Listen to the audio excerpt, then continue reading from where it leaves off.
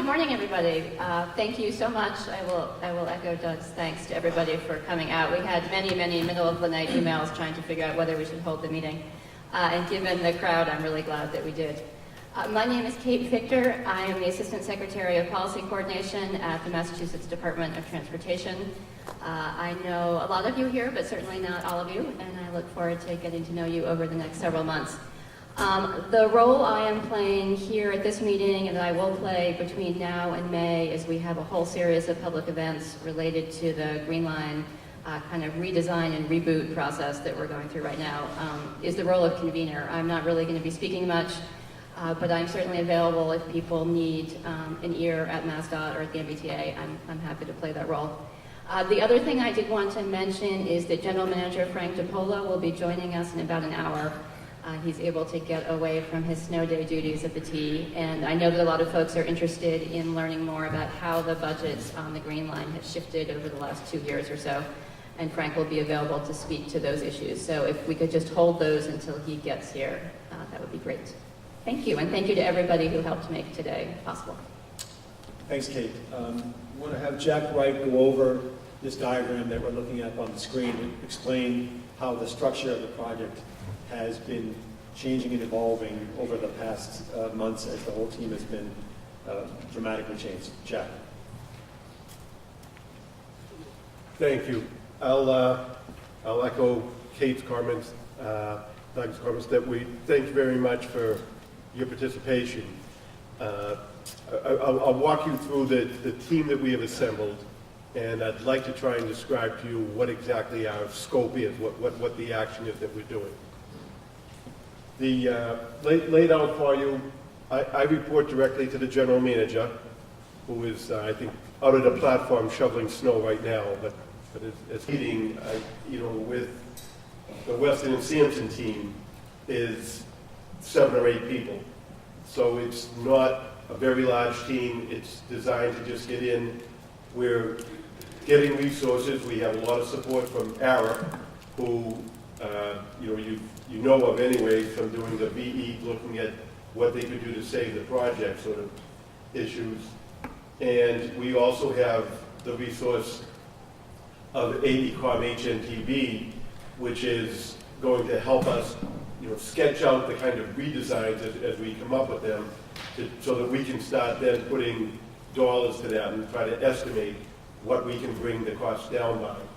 But just to give you a sense, we have a project controls person. The team is made up mostly of sub-consultants because we basically went out and picked specialists in each area. These are all respected people in the industry.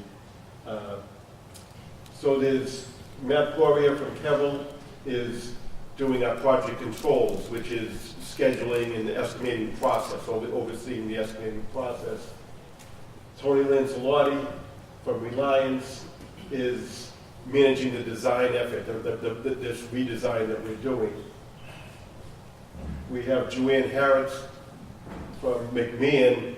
She is trying to keep us from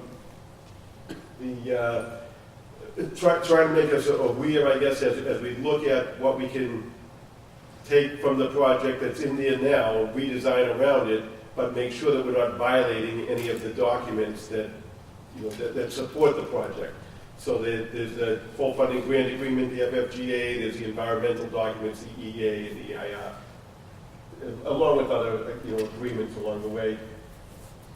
And then there is the kind of MassDOT support that is Kate, that is Jamie Pessler and Dave Moeller, and as well Paul Hadley, who's overseeing the ongoing construction, that construction that's still proceeding right now. All of these pieces are going to be very important to the report that we're pulling together in the next less than 3 months. The procurement, for example, is going to be the step that really, at some point, assuming we can get past the May date, we have to first, I guess, let me back up a little bit. The charge is to first report to the board where we can bring costs down to convince them that there is a way to still extend the Green Line within the state funding limit that is established right now. That is the charge we're doing, that is what we're working at.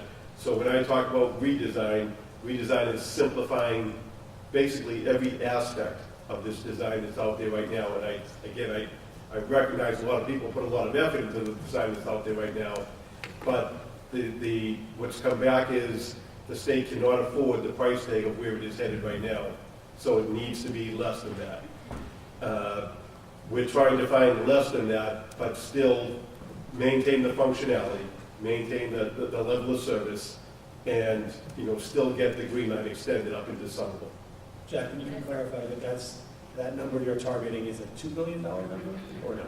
Or what is that number? It is. It depends on what you put in the number. There's financing charges above the $2 billion, so it's either 2.3 or it's $2 billion if you look at it as what the state contribution is that's matched by the federal contribution. That's just under $2 billion, very close to $2 billion. And then there is financing charges that the state also bears on top of that. Yeah. Just a quick correction, the extension up into Bedford. The extension all the way to, yes, to Towson, Bedford. I'm sorry. Through Somerville to get to Bedford, right? And starts in Cambridge. So but I don't mean to exclude anybody. Sure. I would, although as a kid I used to come to Somerville a lot. My cousins grew up here, and I used to visit them. I'm not as familiar with Somerville as some people are, certainly not as this group is. So I'm still learning things about the alignment as well. So that kind of rounds out the effort and just to give you a sense of what we're going to do. We're also today going to have John Kahn speak to kind of that redesign effort that he did back in November, December. Some people I'm sure have looked at that on the website. That information's out. I do want to caution that it's somewhat dated. It's going to bring everybody up to date as to what's happened to date. But the scope that I have kind of goes beyond that. John's effort was to get the board to even look at, I guess, hiring my team to look at this further. So step one was, is this project just beyond reach? Is there no way to get it back? We got past that to the point of we need an engineering effort to go through this thing in more detail, get pricing, come up with ideas, and that's what we're trying to do right now, to just try and bring this thing back to budget. One quick question, and if there's anyone on the board has a question, please jump in. Is a lot of the team that has been here for years, some of those people are no longer here. And the concern I have that I would respond to is the one about continuity, about, there's again, a decade's worth of knowledge and investment and knowledge of the corridor. We just don't want to make sure that information is not lost along the way because there's a new team in place, a new set of players. They're looking at fresh eyes, but they don't have the history of the project either. Could you address that? Sure. I mean, that is true to an extent. I will say, HDR Gilbane, which is, coming off the project, is helping us substantially right now. They're transferring information to us. I do think there is, points to note. The team that is coming in, my team, is much smaller than what HDR Gilbane had. So process, you will notice, is going to be different. It's going to be harder for us to maintain the same level of interaction because, like I said, it's a very small group. But HDR Gilbane's been helpful, very professional, in helping to guide us. And AECOM HNTB, which is the designer, is actually still involved. They are still doing this. We needed them, and we have them to go through and improve what we can and can't do because there's a lot of. It's easy to come up with ideas. We float up ideas, and they help us figure out if those ideas are valid from an operating standpoint, from and explain the different commitments, that sort of thing. Hi, I'm Ellen Reisner. I'm on the working group. I had a question. On the original agenda, there was a section on the strategy for the public involvement, and now it's been moved up into this number 2 item. And I think we're all really interested in what that is going to entail, because I think following up on what Doug is saying, there are a lot of community people who know a lot about this project and want to be able to interact and talk with the project team. So I'd like to hear more about that. And then I have a follow-up question, but I'll wait until you answer it.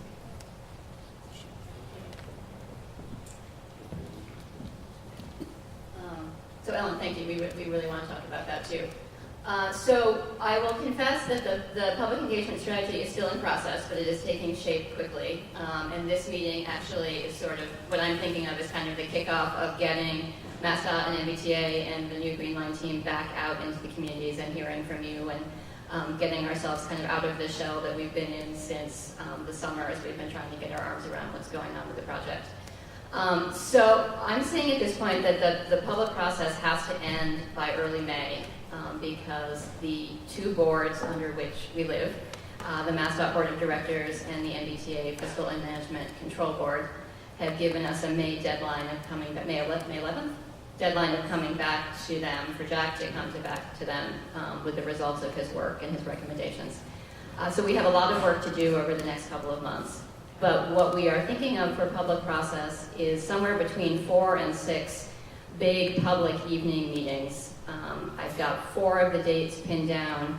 And if you give me a chance to look in my phone, I'll let everyone know what they are. I think they're on one of the slides today. I would actually be curious to get input from folks. We have different views internally about whether it's better to do them as station area meetings or have each meeting address the entirety of the system. A lot of the issues that Arab is looking at, and we'll hear those later, are really system-wide.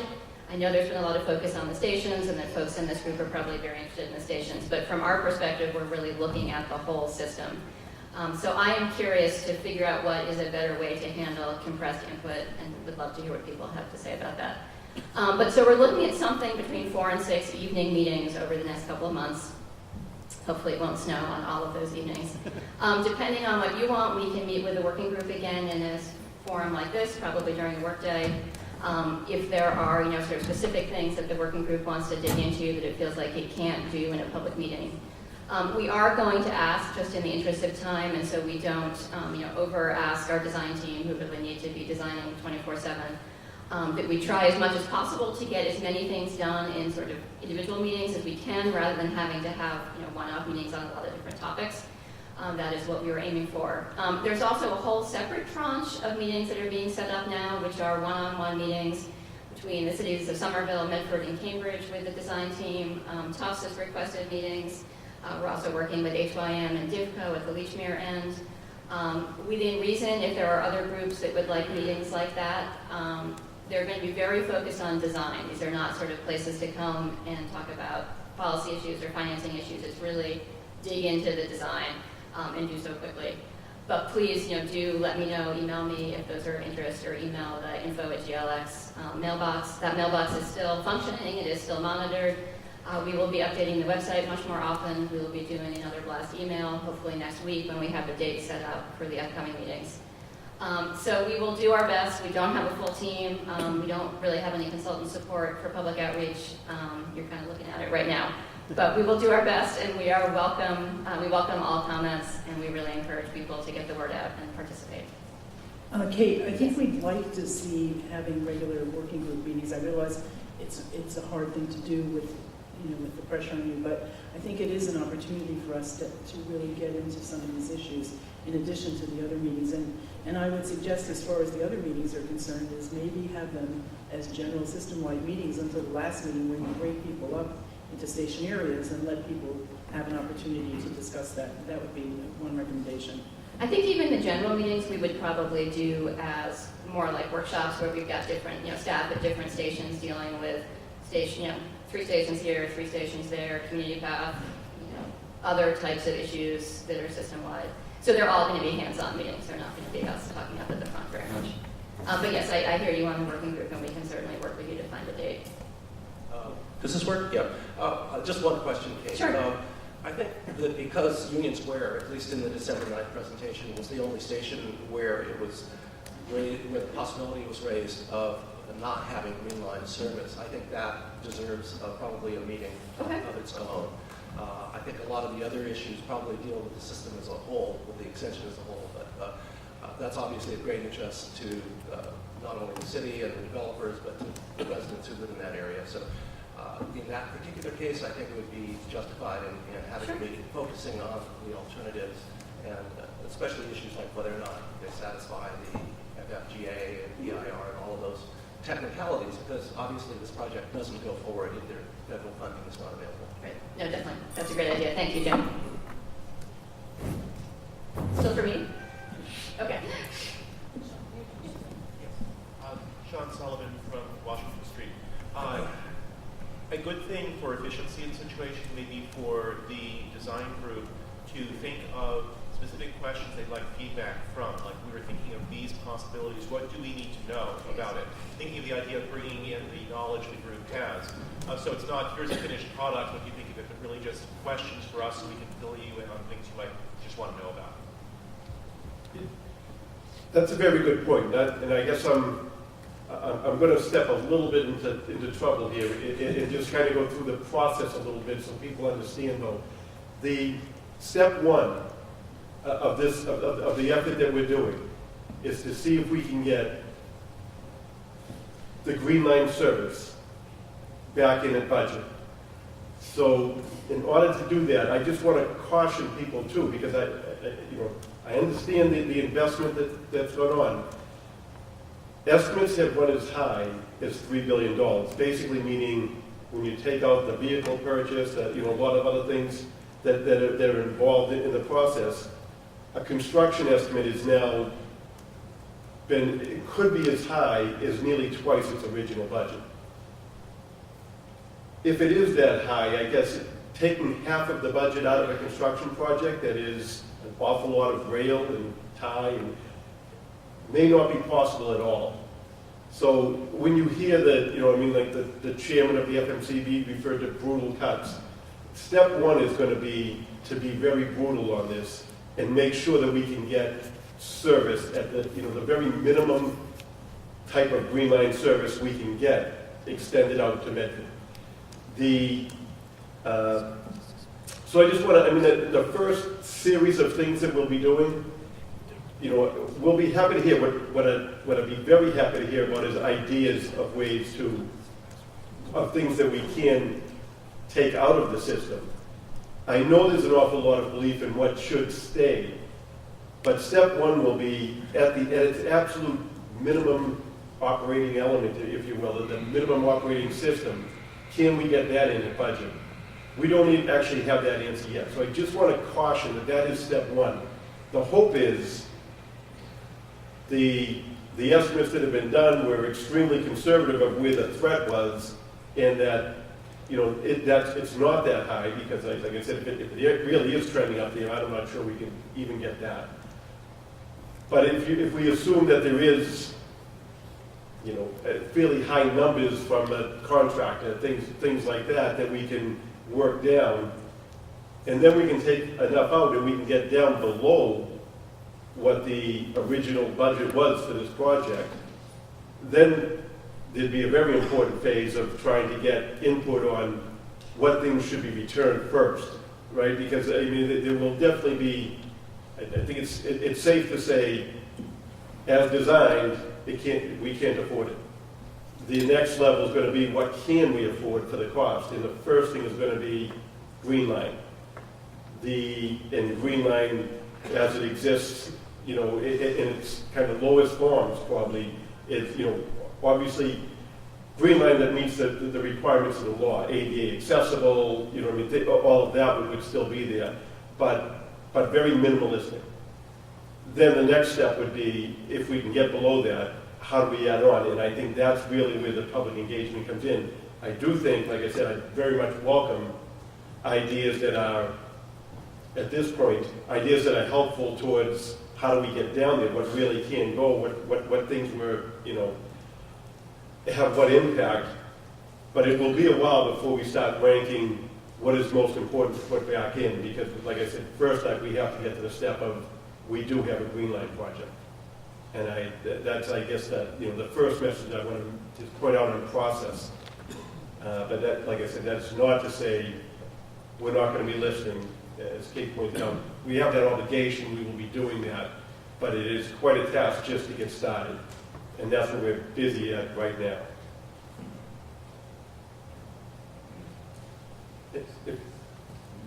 Question over here? Sure. Hi, Alan Moore. I know you said to wait till Frank gets here to talk about cost issues, but you've been bringing in a lot now, so I'd like to pose it one question, and we can maybe hear if Frank has what his opinion is when he's here. And that is, at the beginning, last August, when the possible large cost increase came out, one of the discussion points also at that point was because the need of the Green Line are the contractors, overbidding and just charging too much for the project. And I haven't heard any of that discussion in the last number of months. And I just want to bring up one point related to that. At the last working group meeting, I mentioned that I looked up the construction costs, the transportation construction cost index from DOT has only increased like 7% in the last 4 or 5 years. And the response that I got was, well, the Green Line is more like a, building, vertical construction, so you should compare, that should be compared more to, building costs.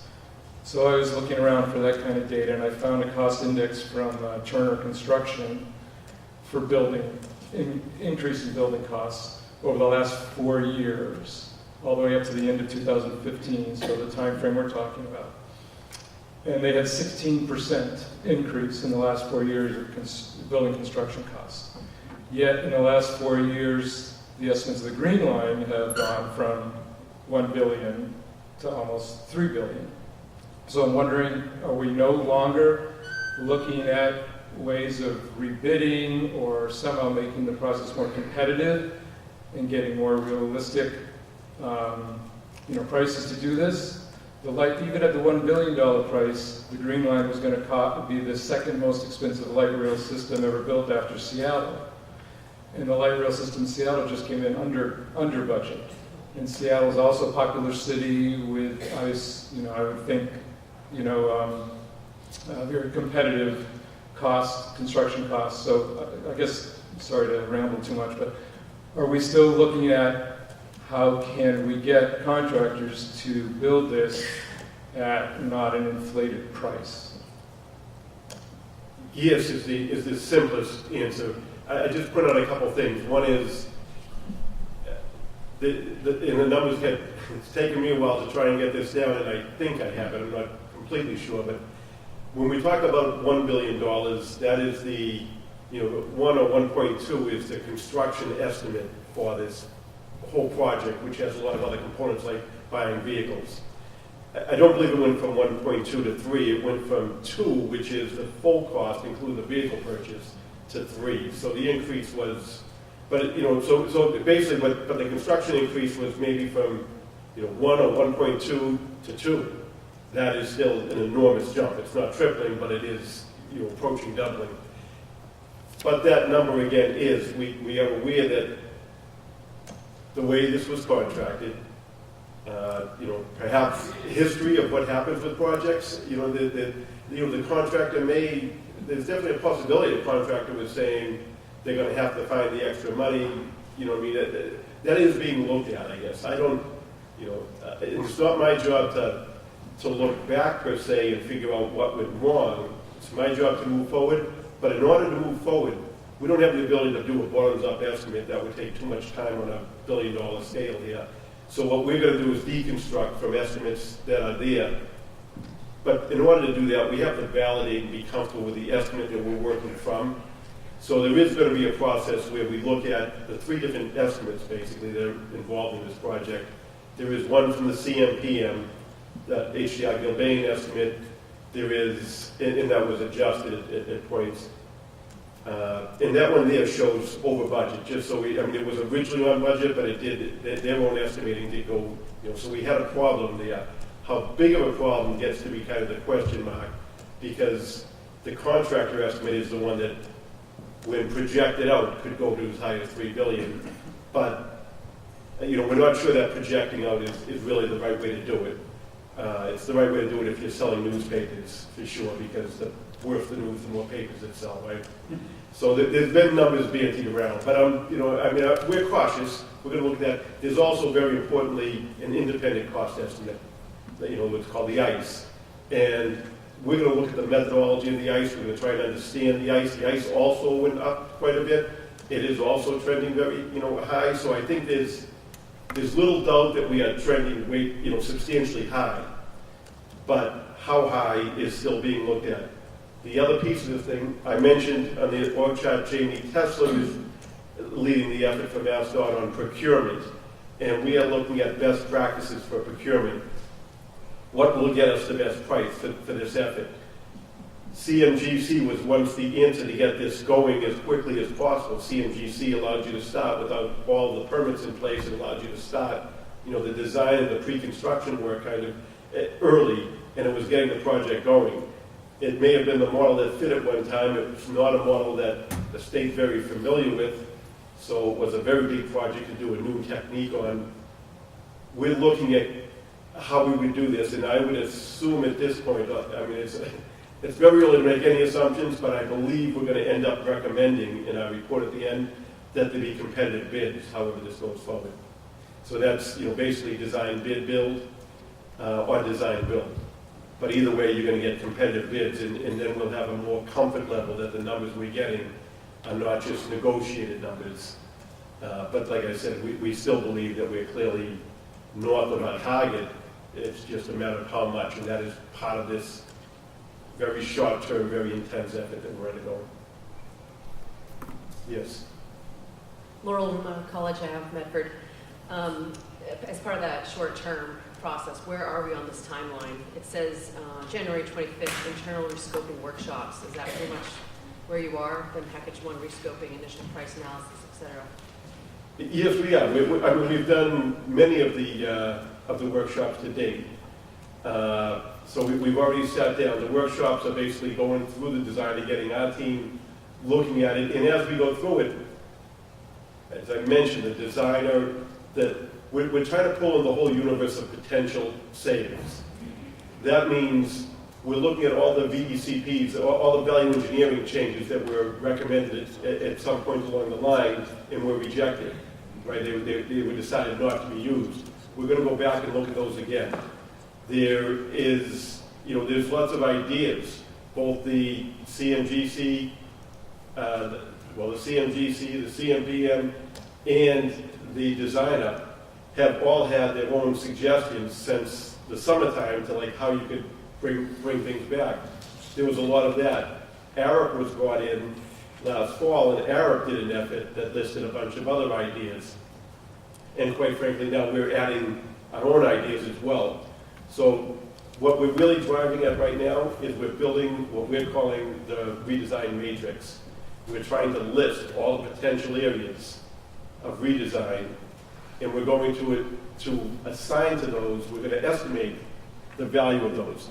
Things that are small ticket items will be kind of put to the back burner because, well, they may be a smart thing for the T to do ultimately, and they'll be listed, not forgotten, but they're not going to change the order of magnitude and change the ability for the project to go forward.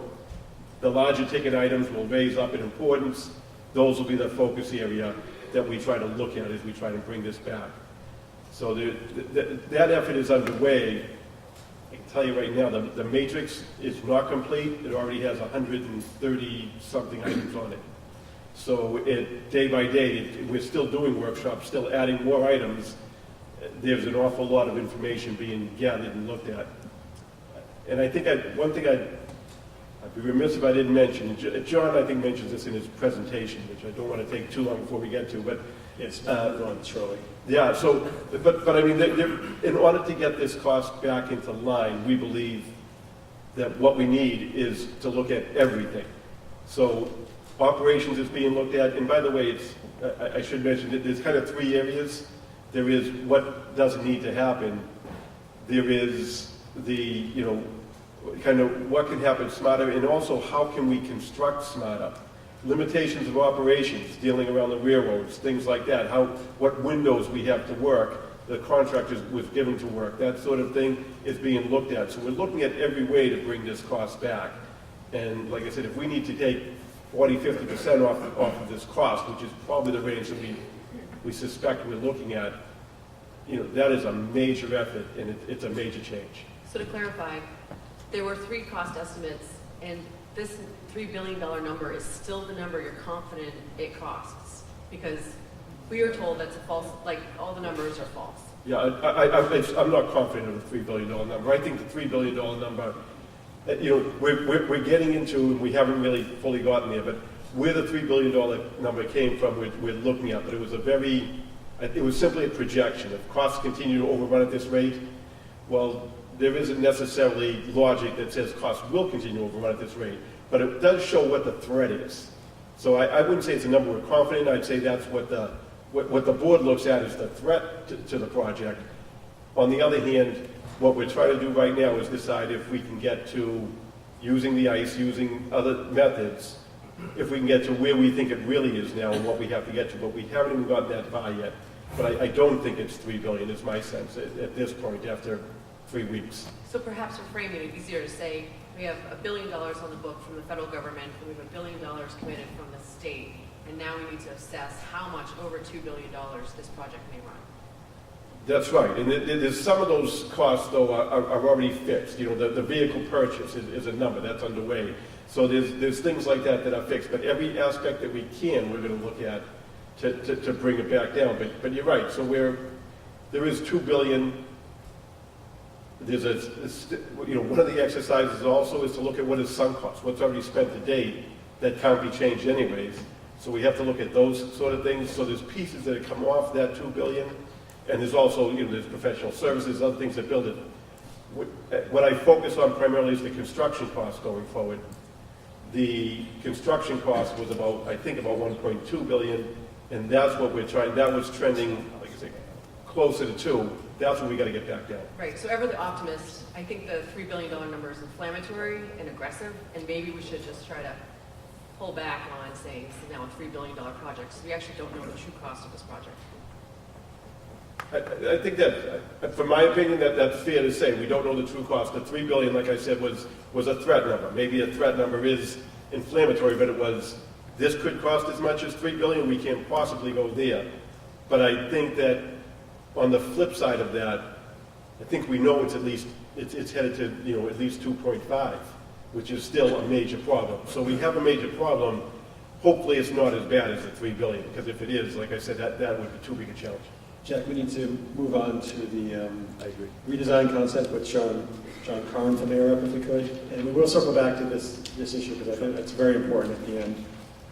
But John, why don't you introduce yourself and tell us what you've been looking at for ideas. Sure. Thank you, Doug. As Doug said, my name is John Karn. I'm with a firm called ARUP, and as Jack mentioned, we were brought on back in the middle of October to look at opportunities for cost reduction and value engineering to see what might be done in the art of the possible to bring this project back on the budget. Oh, hello. Oh, there it is. Sorry. Next slide, Keith.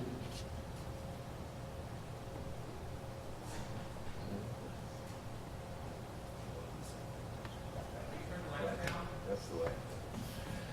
So Can someone turn the lights down a little bit?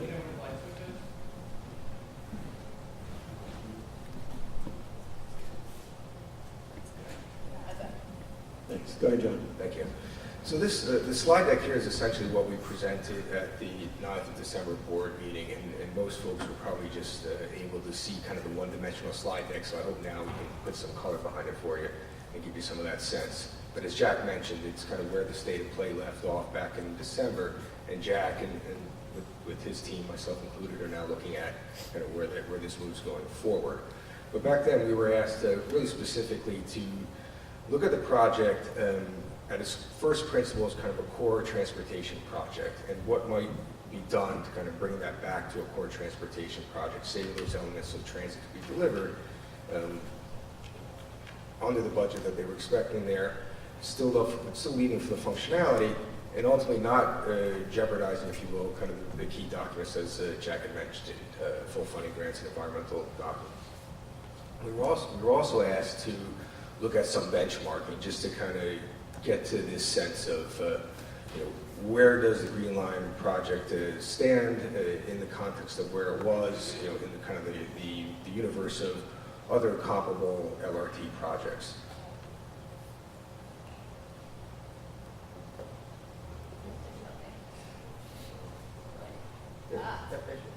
So at that time we were able to meet really with all the parties, and we met with parties, in groups, individually, really took a deep dive into just trying to understand the technical aspects of the project so that we can then pull out, and I want to say, with an unfettered view, try to find those thematic concepts that could help to bring the project back online.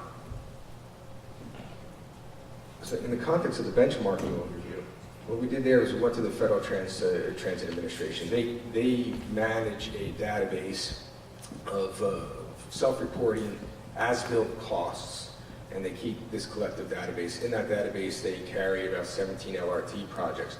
The real point of the benchmarking exercise, and I want to be kind of careful here because it's always, benchmarks have to be used with a caveat. It's not to say any project should be exactly like another project. Comparable projects are hard to do, but what it does do is it gives us the themes and it gives us the trends, and it helps us try to understand where might we attack a specific project, what elements of a project are kind of trending out of the general kind of realm of the reasonable.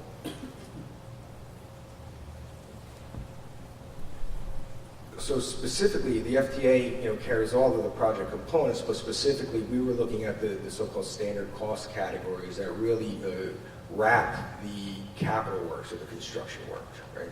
And these are the cost categories 10 through 50, and you can see there that they cover from guideway and track to vehicle maintenance facilities, stations, systems, general civil site work. That was the core that we were looking at when we did our benchmarking. So in short, as you can see here, if the Green Line Extension project were to trend as it was back in October, it would have likely fallen in as the most expensive LRT project in the FTA database. And that may be shocking in its own right, but really I think what's important to understand are these elements that might be driving this, right? Because that's the purpose. It's trying to understand what is driving this. So what did we see? Well, firstly, we saw that the GLX, it doesn't necessarily have the economy of scale that some of the other projects have. It is a very short corridor in relative terms. The other aspect of it is that we learned that the GLX is really more than just a light rail transit extension. There's a commuter rail project in there. There was a community path project in there. There was massive drainage works in there. So it was doing more than just extending transit, if you will. We also knew that the stations are generally larger and say more robust than what you might see in a typical light rail station.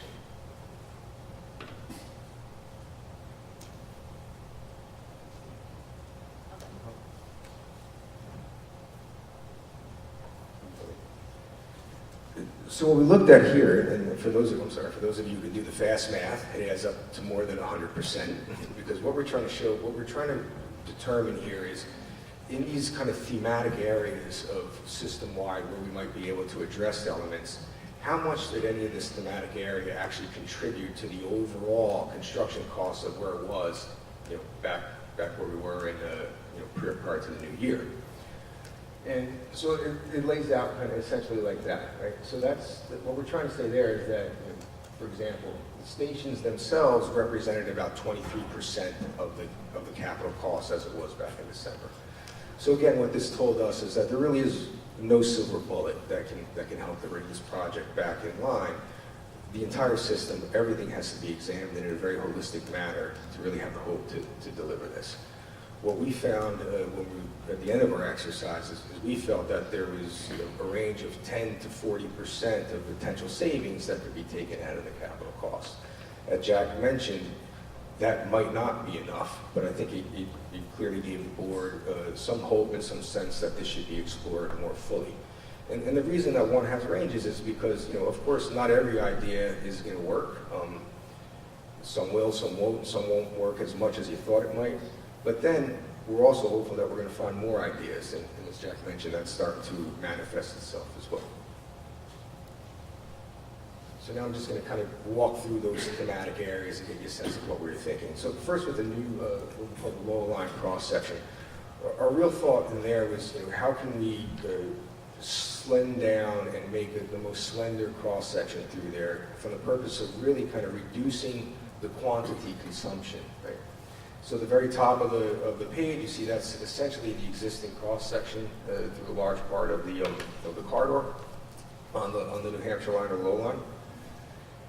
The middle section is essentially the configuration as it was when the project was put on pause, right? And what you can basically see there is it's obvious. It was an open cut. It was taking slope fills and really just extending walls down the corridor.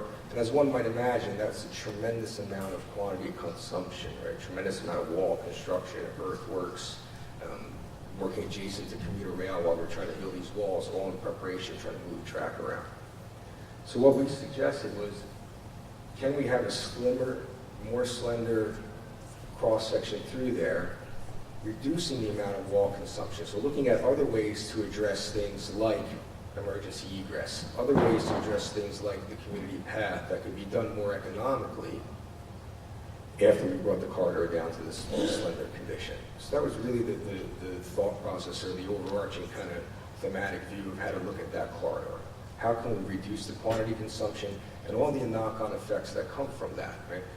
Shorter construction times, easier construction times, things of this nature.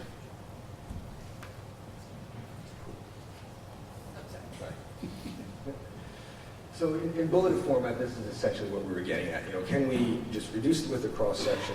Can we look for other ideas to deal with emergency egress, with the utility corridor? Can we apply fewer, more economical retaining walls through the cross-section, so limit the number of walls? And then ultimately, all the knock-on effects through the commuter rail tracks. So can we minimize the amount of commuter rail tracks that one has to do? Can we possibly save one track where it is? Could we minimize the impact on the bridges, or look at the bridges as a more streamlined design? Could we look at the utilities and drainage and how that might then be made more economical once we make the walls economical? So just as we progress through the corridor, all these knock-on effects for the various site and civil works can then be explored further as well.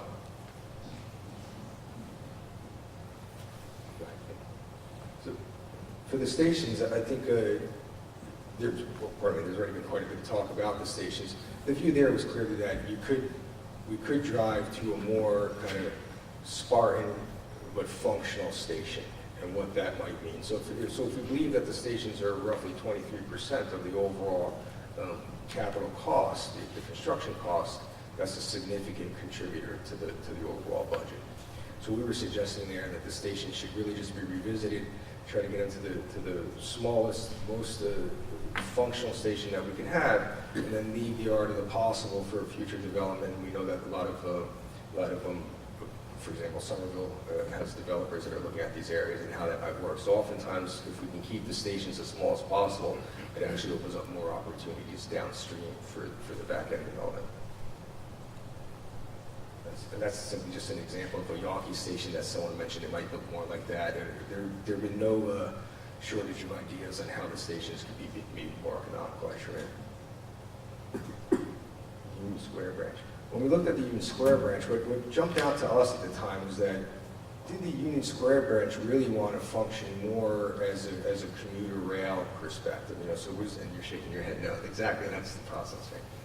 So what is the art of the possible around Union Square? If we thought about the people who are trying to get from Union Square just into the downtown network, were there other ways to do it? Could it be a new commuter rail station?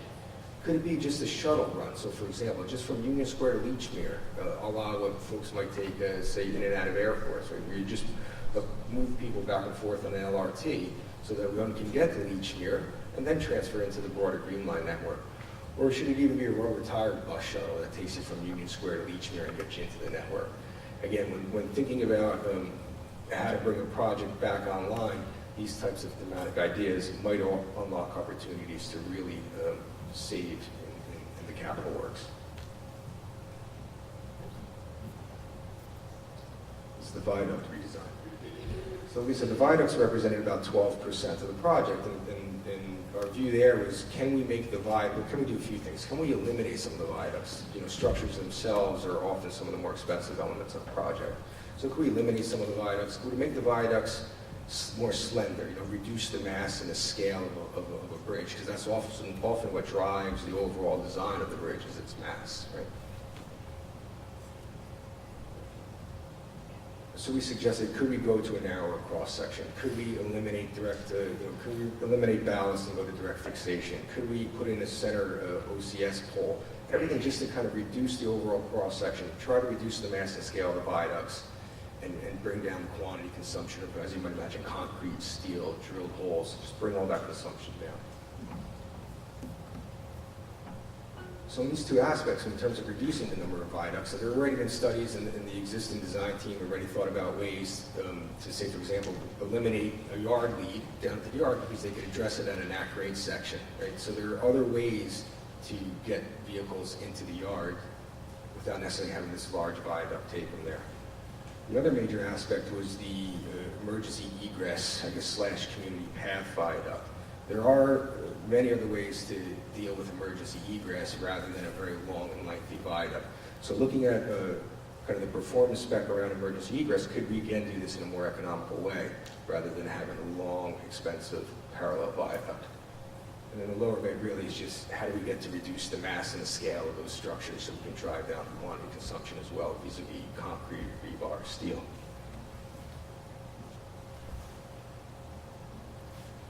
The vehicle maintenance facility, that represented about 11% of the overall construction cost. So again, the facility itself, as it's currently, or as it's currently envisaged, was sized to accommodate about 80 vehicles. So it's a stable 80 vehicles. It was sized as a heavy maintenance facility rather than a light maintenance facility. So we looked at that and said, okay, what is the core vehicle maintenance facility that is required to really deliver this part of the Green Line extension? You know, how many vehicles do you really need to stable there? Do you have to do heavy maintenance? Can we just do light maintenance? Question there. We've been told that the MBTA wanted this vehicle maintenance facility, it was not required for the Green Line to function. What we think is required for the Green Line to function. Does it need to be this large for the Green Line to function? I think is the debate. Specifically for the Green Line extension to function. Yes. Because there is a maintenance facility at the other end. Right, but in order to start the Green Line, flip the slide, Kate. In order to start the Green Line operations in the morning, they need about 34 vehicles up at that end of the project. So our feeling is it is required for the Green Line extension, but not likely to the scale that they have right now. And that's essentially the palette. You know, should it stable only 20 cars? Should it stable to 44 cars? Should it stable 34 cars? That's what's being examined now, and what is the art of the possible of that?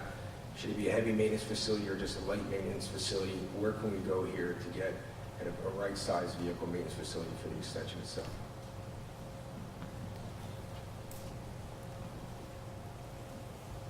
Thank you, Karen. I already said all that. This part's an important part. This is about the schedule and kind of productivity improvements. So, so a lot of what we examined and heard with talking with folks is it's very. This is the notion of working an active rail car. Right? We're working adjacent to the existing commuter rail, and the so-called foul time or the windows of opportunity to really get productive construction happening while the commuter rail is active, it is an impediment. It is an impediment to the construction. It slows things down. So what we were suggesting is, can we examine whether it be working at night to have larger windows of actual construction windows? Could we work over the weekend, like extended operations over the entire weekend? Could we look at single tracking of the commuter rail through the corridor, right, to allow effectively more clear space from the active rail so that more work can happen continuously? And then finally, can we really look at tactical or strategic longer-term closures, terminations of the commuter rail system, a la, say for example what they did during the Democratic National Convention, or what was going on with the Fitchburg Main Line when folks were starting at Border Square.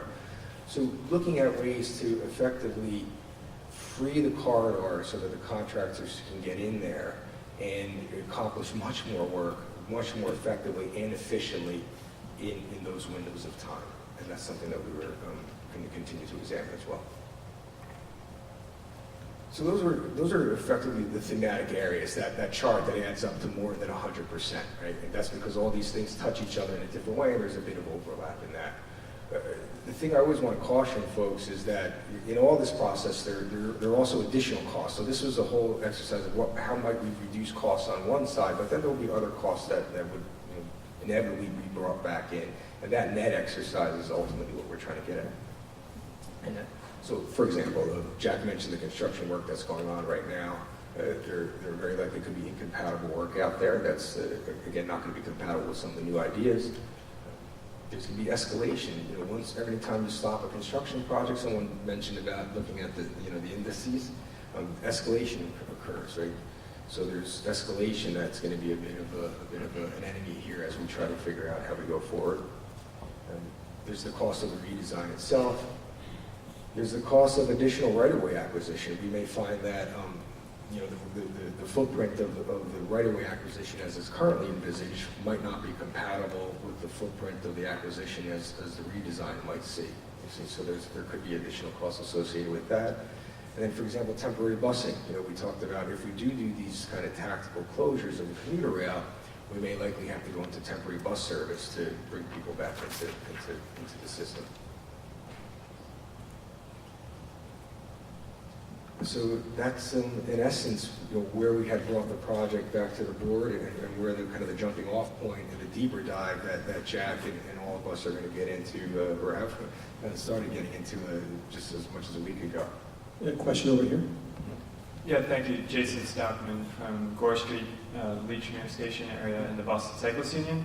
I was just wondering if you actually looked at complete suspension of both the Fitchburg and Lowell Street line, Lowell commuter rail line, to maximize access to the tracks during construction. And do you have any idea what fraction of the total budget that could save? And ignoring legal impediments to doing so. Exactly. And also ignoring disruptions of late night work to neighborhoods. Let's just say you were the most aggressive about cutting costs on the construction. What fraction of the budget are we talking about? We were estimating that the so-called schedule inefficiencies or what have you might be upwards of 8% of the budget is what we were estimating. And so in terms of, say a continuous, 2-year closure, we did look at that. Our feeling was that the way the winter work, the way your winter season happens, it's not as an efficient kind of construction season in its own right. So at that time we said, okay, maybe it doesn't have to be the entire year. I think the more important part is to kind of understand it tactically. Because which elements really could benefit the most from it? Can you find it in the most tactical way? So, would it be 6 months? Is it 9 months? Is it 1 year? What does that look like? Yeah. Question here. You mentioned the diagram showing you were possibly looking at saving one of the commuter rails intact for the entire project. Is that correct? That's correct. That was an idea. I mean, that's in 10 years, I've never heard anyone propose that. And it seems to me like that alone could be worth tens or 20 million, hundreds of millions. Well, not hundreds, for sure. But not the cost of not relocating it, the cost, there's so many things that would benefit. I'm just amazed that one alone never came up over the entire course of this project. Right. I think what we might be learning is that might not be as easily, maybe easier said than done. Sure. That's part of it. And I guess that leads to my next question, which is, there's a lot of ideas here, and the evaluation of them is, your job is to cast a very wide net. That's right. Right? And they're very thematic net. Exactly. And, the many of the interviews you've done with people did not include this group here. We haven't had a chance to look at any of these up until basically now, or relatively recently we've gotten these. Can you talk to us about the process for how these are going to be critically evaluated going forward? Because that process has really not been clear.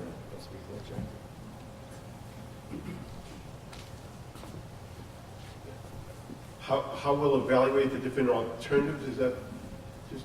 Well, you mentioned before a list of 138, a matrix of ideas. I'm sure some of them we just saw on the screen, but what is the process for, is it purely dollars to get to that number? There's obviously trade-offs for all of them.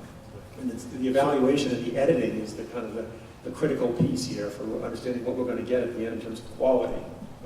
So the matrix that we're talking about, that we're building, will have And we've kind of developed the headers. I don't have them memorized right now, but there is obviously like the idea. There's a number, the idea. There is, very important in that matrix is, the dollar value of implementing this idea. But also right with that is the implications of this idea, I guess, which could be, does it threaten the full funding grant agreement? For example, serious threat to the full funding grant agreement is going to be looked at very carefully from that perspective because, I think as mentioned, obviously, losing $1 billion federal dollars means losing the project. So we need to do work around things like that, but there is several ways we'll look at these ideas. The other piece I would emphasize is many of these ideas, probably most of them, have subsets. So you look at stations, simplify the station design. Our step one is going to be simplify the station design as much as we possibly can. That's going to be a brutal cut. If we get to a point where we're comfortable that we are able to get under budget, some of the brutality you'd want to back off. Because the function of the station is a major part of the ridership. So we want to make sure of that. But the scope is wide-ranging. Fare collection at the stations right now, we certainly are looking at fare collection on board the vehicles. It's extreme in some cases.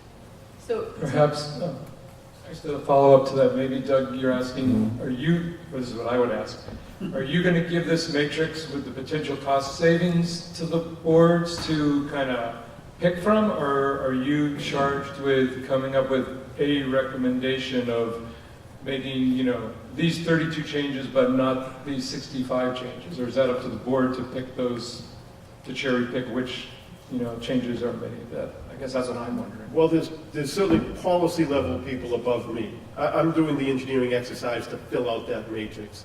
The policy, there's policy people prior to the board.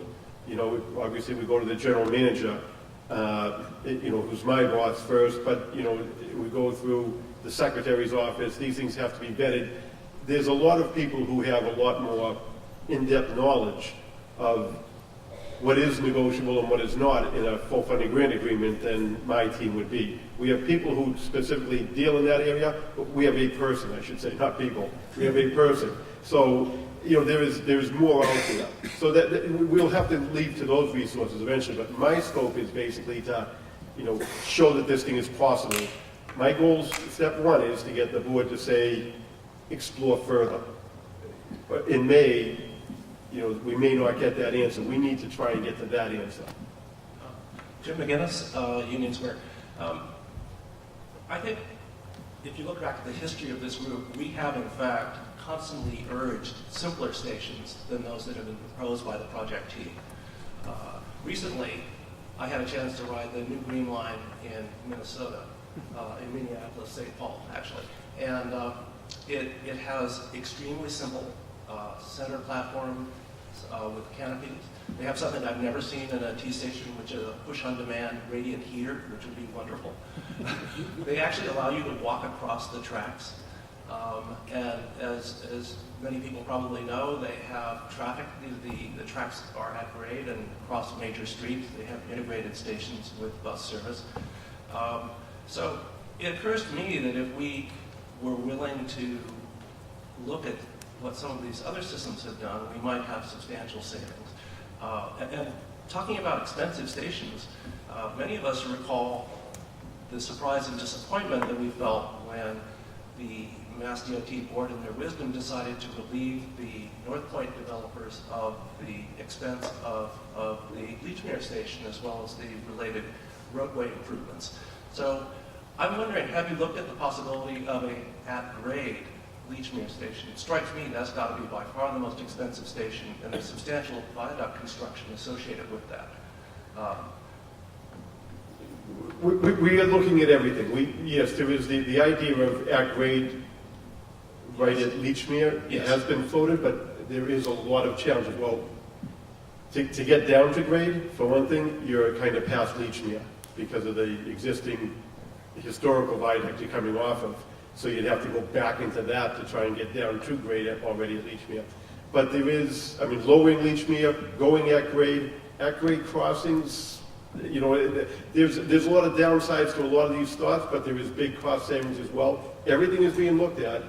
All those things will be talked about. I mean, some of these stations seem to be designed as though they were commuter rail, you know, where it's very difficult to accelerate and decelerate the trains. But in the rest of the country, in the rest of the world, people don't actually design light rail stations that way. You know, the light rail vehicles can actually accelerate and decelerate very much like a bus, and we don't require that buses always have separated roadways for their operation. We're not particularly worried about people crossing in front of them. They can respect traffic lights. And this is part of the design philosophy that we found incredibly frustrating over the years in dealing with the project team. Actually, long before the current team, back when it was VHB, for example. So I really hope that the team will show some flexibility in terms of considering, backing away from some of these very rigid and very costly positions they've taken. Thank you. I would say, and I probably should have said this at the very beginning, the interim project management team is not necessarily a level smarter than anybody who's been before us on this project. What we are definitely operating with a new mandate and with new rules. The MBTA is granting us the ability to look at things that were not allowed by previous designers. There were certain assumptions made in the design that was built up that got carried through that design. Many of those assumptions are being broken down. Just to touch again on that, the at-grade crossing, the biggest problem we saw with that was because of the headways. There's, even the side streets might very rarely be open, and whether or not you could have any kind of functionality through that area. So that was one of the big challenges of at-grade, is because it's got two lines splitting right after Lechmere.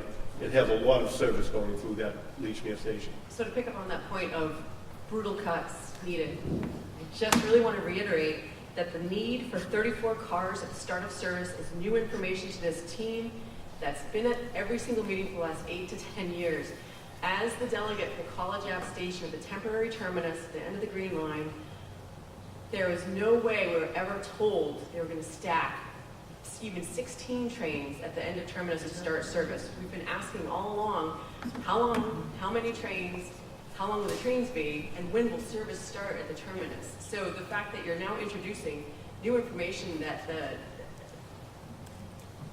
this maintenance facility needs to hold 34 trains or cars is new information, and that is certainly not what our purview and understanding of maintenance facility was.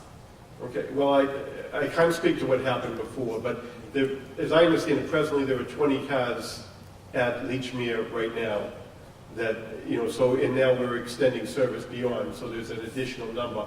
I think the other piece is the FTA is paying for 50% of new vehicles, 24 new vehicles, and I think they're going to expect that those are housed properly. Well, so there's, that's a catch in there, and that is in the full funding grant agreement that there's a maintenance facility.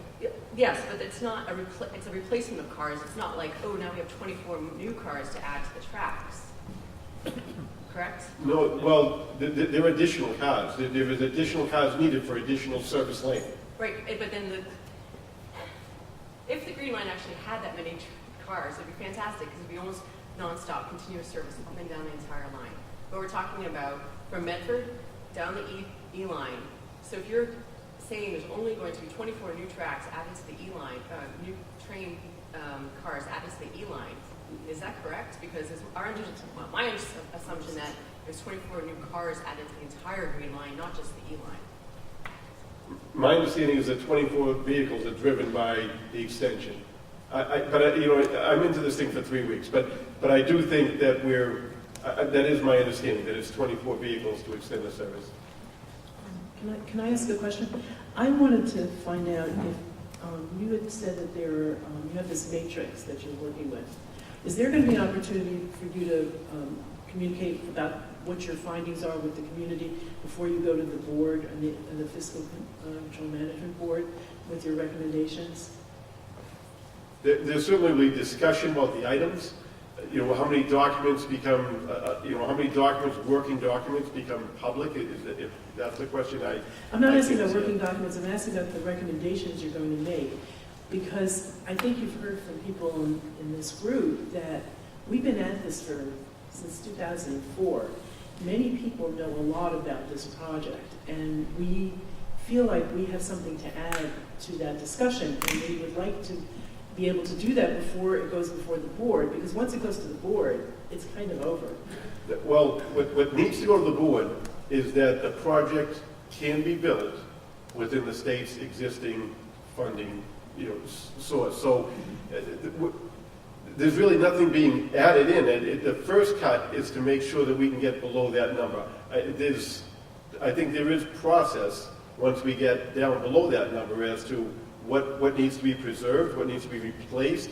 But the first cut is clearly to be, I think that the illustration, you saw the numbers, the 40% of the cost is in the New Hampshire line, is in that cut. An awful lot of that cut is going to have to be done. So it's not like we're going to be able to take 75% of that number out. So if you only get 20% of that, that's we're talking 1/5 of the 40%. It starts to get not large enough to get to the ultimate goal, which is we're looking at needing probably to make a 40 to 50% cut in the construction cost here. It needs to be very aggressive to begin with. At the end of the day, we hope that by doing this, there's enough saved between, when we do those numbers, again, if we don't get operational relief from, whether it's single tracking, weekends, things like that, again, the project would be very, very much in jeopardy. The intent is we will be able to get some of that. We're starting those meetings to try and find out how much of that we can get. The more operational relief we get, the better off, we're going to be in the estimate. But again, I think as John pointed out sometimes, there's no silver bullet. It's not like operational relief alone. Even if you shut down the lines, it wouldn't be enough to get this back to where it needs to get to. So I do understand that, and I just want to make a point that when work needed to be done on the Science Park station for the Green Line and on the viaduct, the Green Line's been closed for a long time, and people had to be bused, and it was very inconvenient, and a lot more people were affected by it than necessarily on the Lowell Line. So I just hope that the people who travel on the Lowell Line are not treated in a more superior way than the people who use the Green Line. We have lived with these things for a long time. When on the Orange Line and the Red Line, people have to take buses on weekends. So I think that we want to just have it be equitable. I'm not asking for preferences, I'm just asking for equity. no, I think the intent is to try and get the Green Line to happen, and that intent means that sacrifices will have to be made.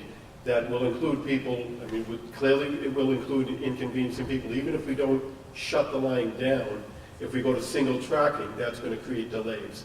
So each single tracking will be a benefit right in by itself, but that's going to impact people's commuting times. There will be impact to others, and I think it's somebody else other than me decides how much that can be, but again, we're going to try and estimate how much benefit you get by these things, and then they'll figure out if we can get there. It is still possible the whole array of what we come up with doesn't get there. That would be extremely unfortunate, the worst case scenario, but we need to first make sure we can get there. But like I said, it will definitely include the maintenance facility. I think it's already recognized is going to be downsized substantially. There's a lot of things that other parties are giving up besides the things that the ridership are near and dear to. It's going to be everybody is going to have to sacrifice to get this to happen, I think. Jack, we need to move on to Frank Paula, but question just real quick. The idea about the Union Square station, would that not be a violation of the FFGA and therefore it's off the table right now? Is that not the case? It will go on the matrix as an idea, and it has been opined by some people as being a violation of the FFGA. And so that clearly will show on the matrix. There needs to be a little more, I think, research to find out if it truly is. I think it's safe to say if it truly is, it probably would come off the matrix at that point, but that's not yet done. Okay. It does look risky to the FFGA. Okay. Okay, we need to move on to the project budget review if we could. Mr. Paul. Yeah, thank you, Jack. Jack warmed up the crowd for me. Good morning, everyone. I'm here to talk a little bit about the budget and to hopefully have people understand where we are or how we got to where we are. Quick review of the FFGA, and I don't have it to display, but the numbers are fairly well cemented. $1.992 billion total amount, 50% federal, 50% state. The construction budget within that 1.992 was about $1.06 billion. The rest of the balance of the grant money was for professional services, right-of-way acquisition. As Jack said, the purchase of 24 new Green Line cars, and there was a contingency fund in there of about $240 million in case any one of those subsets of costs had exceeded the budget. So the FFGA was filed in, I believe, May or June of 14, based upon conceptual designs. So the construction cost estimates were based on conceptual designs. Over that period of time, we started to advance the detailed design. So when the contractor, WSK, was asked to price the package 4, and package 4 includes the relocation of Lechmere, the extension to Union Square, the extension to Washington Street, and the stations. That was based on 100% detailed design packages with detailed quantities. When those prices came in, and this is what we call the drop. This is actually drop number 4, but this is when we started to compare the prices of the various entities. This is when we realized that we had a huge price discrepancy and essentially brought everything to a pause. The way we looked at the prices were we had an engineer's estimate, we had the contractor's bid, and then to use as a tool for what was supposed to be a tool for negotiation, we hired an independent firm who had nothing to do with the project to take the plans and specifications and do an independent estimate so that we could look at that independent estimate and use it as a comparator as we negotiated with the contractor. As I said before, we had a construction budget of $1 billion, about $60 million, it might have been 58 or 62. We had already awarded just over $200 million, I think $216 million in early action construction packages. So that left us with just over $800 million of construction budget left before we dipped into contingency. Now I think, Kate, let's go to the bottom first. So this is what we call the drop. This compares all the different packages. Now here you can begin to see the issue. This package 4, which is again Lechmere, Union, and Washington, represents about 40% of the balance of the construction without any scope reductions. So when we sent this out, we had $800 million plus left, $400 million. The engineer's estimate or anticipated number was $486 million, and we were already going to dip into that contingency fund a little bit because to stay on the $800 million budget, it should have come in around, the engineer's estimate, we had hoped to be about $390, but their actual estimate was $486. So they were looking to draw about $90 million out of that contingency fund. So we opened the envelope, so to speak, and the contractor's price was $869. Now again, we only have $800 million available, plus maybe a few, and their price for just 40% of the balance came in at $869. Now, you go over to the right, Kate, if you could. I think that's where the independent cost estimate is. And on the right-hand column is what the independent cost estimator priced the job at. Now, they priced it at $732. So, quick math, this is how we're telling the board that the range without any changes was 2.7 to 3 billion. That was taking these numbers and extrapolating them out over the balance of the work, and that results in 2.7 is based upon the independent cost estimators number. The 3 billion is extrapolating the contractor's number. So this is the problem we have. And then if you go up the stations, Kate.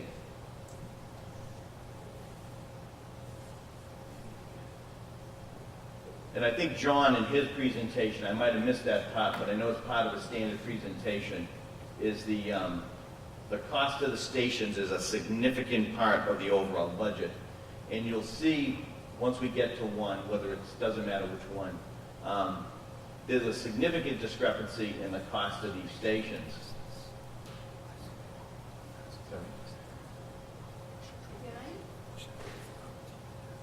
It's like anticipation.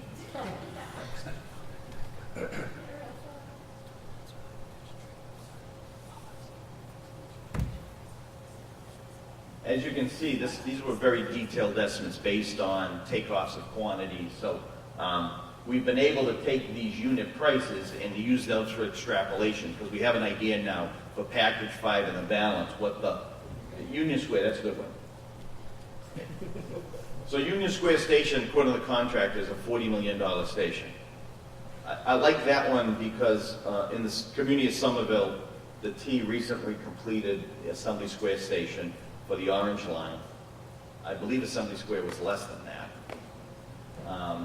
We looked at the per square foot cost of the stations as designed and as bid on Green Line, compared them to Union Square, and they range somewhere between 1.75 to over two times cost per square foot that the Assembly Square station was. So clearly there's a lot of design elements in these stations that goes above and beyond other stations that the T would build for rapid transit. And I think a comment from the audience before was on light rail, especially on the Green Line and other parts of the district, the stations are very minimalist. So we went from, in Newton, it's a piece of paved sidewalk with a bench and a sign, to a $40 million station. So if you go to the right, you can see even on that, the independent cost estimator, he had it also at $40 million. So we've designed a project that we can't afford to build. And I think that's the fundamental takeaway here. And as Jack said, we have to build 2 light rail tracks, we have to build catenary. The amount of track and the length is fixed if we want to still serve the length we want to serve and build the 7 stations. To build that track, we have to do some kind of cut in both the lower line corridor, so there's a fixed cost there. So a lot of the cost reduction has to come out of the stations, other amenities. There's a flyover at the yard track that we're eliminating now. A lot of things that we need to do, elements we need to take out, because to stay consistent with the FFGA budget, we need to have so many miles of track, we need to serve 7 stations, we need to have something that we can call a maintenance facility. We're going to downsize that dramatically. I would say the maintenance facility is going to be 25% of what it was originally conceived to be. But we need to do something to try to eliminate those elements of the project, extract cost out to get us down as close to our existing available construction budget with contingencies will allow us to do. So sorry to interrupt, I just want to be clear, you just said that the FFMG, it requires us to have 7 stations. So Yes. Union Square is still a station. So Union Square is still a station. So Yep. compared to previous, Nope, if we eliminate Union Square Station, we would violate the scope of the FFGA. I If we see. find a different way to service that station, that we think is within at least a discussion we can have. And I know there's been talk about commuter rail, and it appears to be that the majority of people in this room are not in favor of commuter rail station. But we could certainly consider a single light rail track instead of 2. It's literally 2 minutes, I think, from the main line up to Union Square. And based on the normal headways of Green Line, a Green Line car could make it there and back on a single track. So that's a viable thing that we're also looking at, is to have a single track spur to serve Union Square Station rather than have 2 tracks. which would help us simplify a little bit at the station because you only have one platform on one side. So those are some elements that we need to look at. But, and I'm not sure how deep people want to get into the cost estimating, but those of you in the room who are architects or engineers or geeky like myself into that thing, each of these divisions is a division in the technical specifications. So that's, one of those represents roofing, one represents glass and glazing, one represents miscellaneous metals, tile, terrazzo flooring, all of those. So those prices are pretty much based on quotation they got from specialty contractors that do glass and glazing, do those trades. So once we had detail and you could show a plan to a company that does glazing and they could take off how many square foot of window there was, and they figured out how much the cost of materials, labor to install, and all that associated with it was, they got prices. So all these little separate unit prices build up to the total cost of the station, as well as the standard civil stuff, which you see under Division 2, which is the site work, foundations, concrete, those type elements that most likely WSK would have done themselves with their own workforce. The trades is driving a lot of this cost. And it could be a little bit of reflection of the building boom in the Metro Boston area and the demand for building finish trades, that we were getting much higher costs than we had anticipated. It's hard to explain why these prices are so much more than what we had based the FFGA on, but the matter of the fact is that these are hard money costs based upon detailed plans and specifications. So working off of these, if we downsize a station, then there's less tile, less glass, less power, less terrazzo floor. There probably won't be any terrazzo floors anymore. Just smaller in scale. So we need to scale these stations down. Union Square is not the biggest station.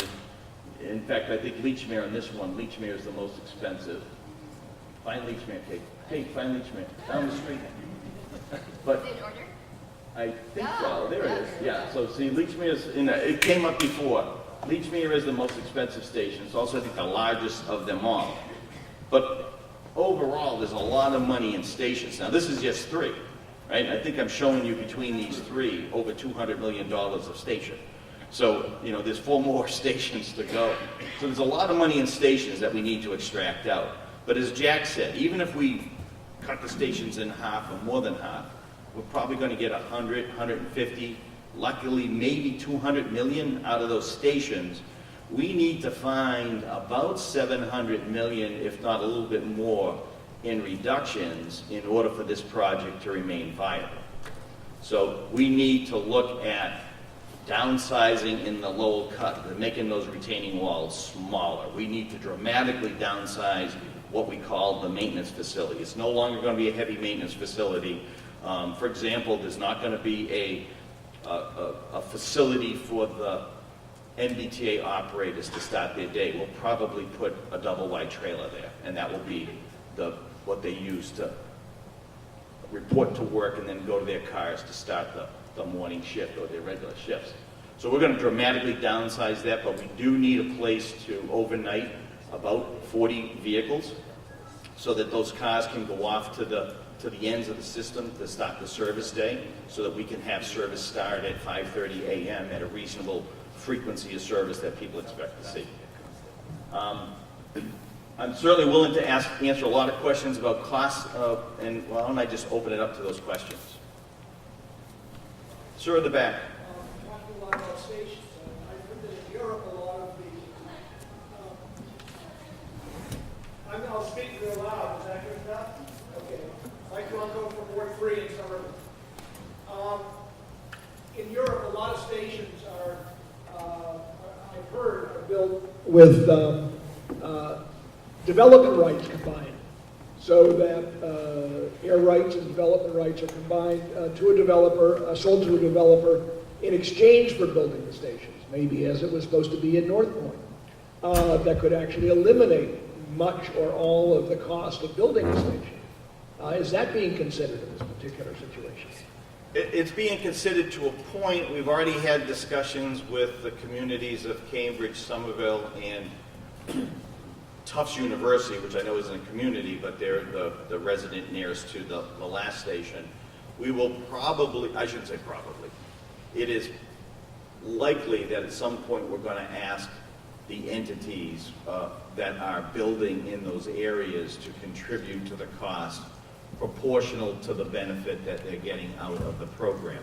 We do have other stations where right now I don't believe that there's a designated development associated with, and it's sort of a chicken and egg thing. Do you not build Lowell Street until you have a developer, or do you build it and assume that at some point going forward there is someone there that can contribute somewhat? There are discussions going on this at the state level about value capture.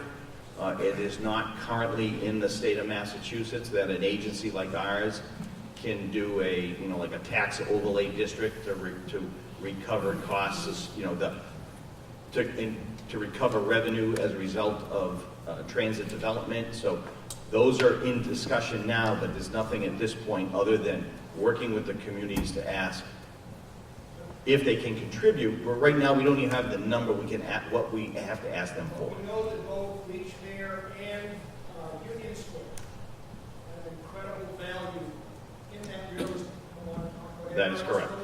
Yep. And that if somebody just asks developers to say, what's your idea for the space, for the air rights and the right to build that station, how much can you save us? Right. Well, we will definitely have those conversations. We don't want to talk to developers directly because the developers are developing in the community. We're working through the communities. Sir, over there? You, sir. Yes. Pass the mic, please. Hey, three short things. My understanding is this is a phased project, so if it's over budget, it might make more sense to defer the outer end of the project rather than try to cut out Union Square, which is a really important station. Maybe instead of cutting out Union Square, maybe the Tufts station should wait another couple of years until the funds are available for that part of it. Cutting out Union Square seems like it's cutting out the heart of the project.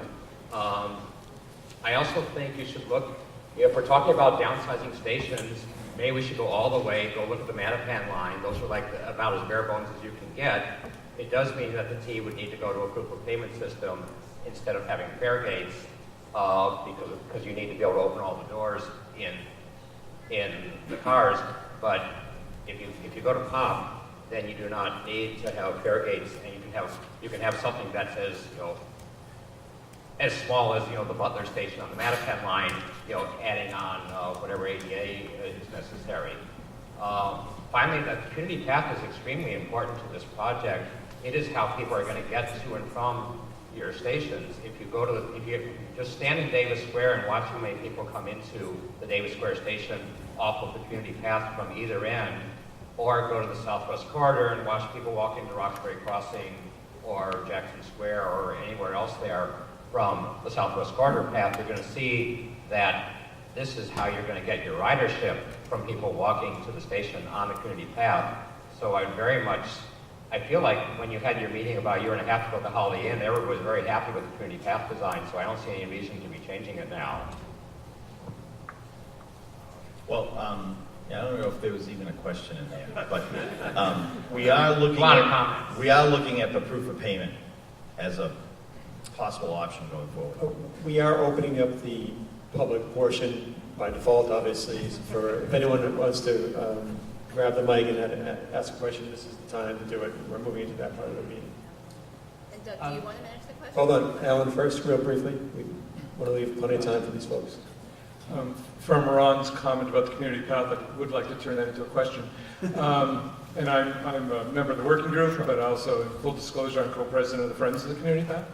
And at the first meeting back at the Transportation Building in August, when some of the first options of looking at what kind of items could be looked at to reduce costs, the community path was on there, and the $39 million that's from the full funding grant agreement for that line item was shown, and you yourself made a comment, well, I don't know if it can really save $39 million because a lot of sections of the community path are either emergency egress or actual station access to the stations.